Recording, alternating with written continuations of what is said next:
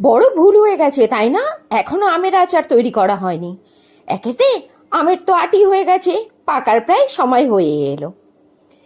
আর তোমাদের মনের ইচ্ছা এখনো পূর্ণ করতে পারো ঠিক আমারই মতো। বাজার থেকে 2 কিলো আম কিনে নিয়ে এসেছি। এনে আমটাকে ভালো করে ধুয়ে নিয়ে ছুলে গ্রেটারে গ্রেট করে নিয়েছি। তারপরে আমটাকে চিপে আমের যে এক্সট্রা জলগুলো ছিল সেই জলগুলোকে বার করে দিচ্ছি। এর ফলে কি হবে, টকটা কমে যাবে।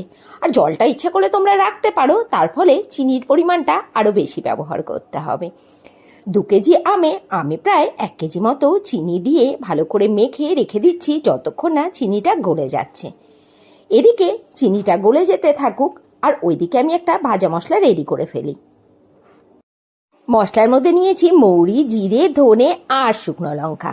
এটা গরম কড়াইয়ের মধ্যে বেশ কিছুক্ষণ ভেজে নেব যতক্ষণ না মিষ্টি গন্ধ বেরোচ্ছে।